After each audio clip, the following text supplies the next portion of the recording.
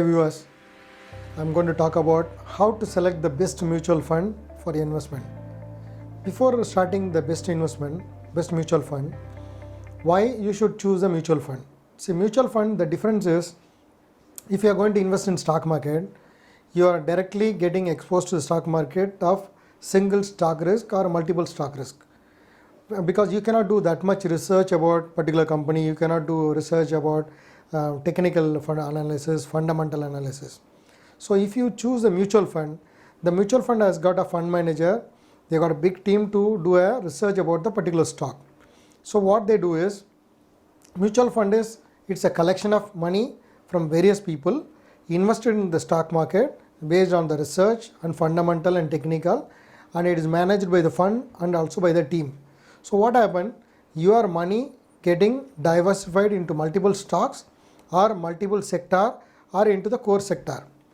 So what happened, you are getting a good exposure into the stock market and you are also diversifying your risk into the stock market, even though it is going to be equity. So when you are choosing a mutual fund, what you should do is, first you should select what sector you are going to invest, whether you are going to invest in infrastructure or mutual fund or mid cap fund or a banking sector or whatever it is. Then once you select the sector, then you find out which mutual fund you would like to invest, whether you are going to invest in Birla fund or Reliance fund or whatever the names are available in the market. See, when you are selecting the industry, what happened, you are going to select the industry risk and earlier performance. After selecting the industry and performance, you are going to select the particular mutual fund who has performed earlier well and who is the best performer, who is the best fund manager. Based on that, you are going to select the particular mutual fund. After selecting the mutual fund, you are going to select whether you are going to invest in equity fund or whether you are going to select in the debt fund. See, when you are going to select the debt fund, it is not going to be a sector based, it is going to be a diversified phase. There is a difference between equity fund and debt fund and balance fund. If it is going to be an equity fund, the entire money is invested in equity and your risk is getting diversified into multiple stocks. When you are talking about a balance fund, 80% or 60% of the money invested in equity fund, that means stocks, the balance money invested in the commercial instruments or debt fund, others are bonds or debentures. If you are going to talk about debt fund, the entire money invested in the bonds and debenture, your returns are nearly assured, not exactly assured, nearly it goes to the fixed return.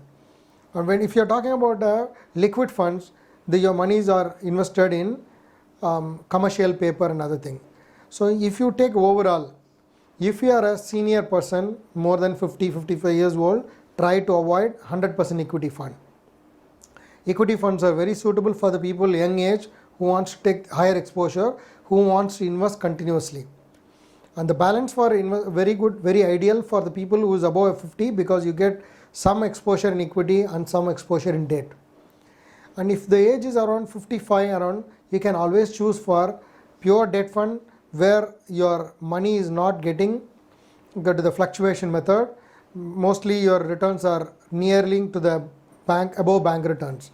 And if you are going to keep it for a very shorter period of money where there is no risk involved, you can invest in liquid funds. So when you choose first you need to choose the industry, then you need to select what type of the fund, third you need to select what kind of a company you want to invest, then you have to select equity fund, debt fund or balance fund or liquid fund. Fourth, you need to select about whether you wanted to invest full money into the one particular sector or you would like to invest as a SIP. So SIP is always better for equity fund if you are younger age. So if your age around 30, if you start investing monthly 5,000 rupees, annually you will be investing 60,000 rupees. If you invest for 10 years, what happens, your corpus will be around, approximately you would have invested 6 lakh rupees, but when you complete 10 years, you can definitely get around 30 to 40 lakhs return. Why I am saying 30 to 40 lakhs? Because of capital market fluctuation adjustments. It is not going to be 100% 30, 40 lakhs or 20 lakhs. It can even 5 lakhs also. But if you keep tracking your investment and if you invest systematically, you are always averaging in the stock market. The systematic investment plan, when the market goes up, when the market goes down, you are always participating in the market. So what will happen? You are always in the market and you are investing in average basis, so returns are very, very good. Do not claim me that no, you are not getting 30 lakhs. Always in the future, always in the past record, based on the past performances, whoever has invested in the systematic plan for 10 years in a proper sector and a proper fund, they've enjoyed a very, very good return, because they get fantastic return because they are investing in average.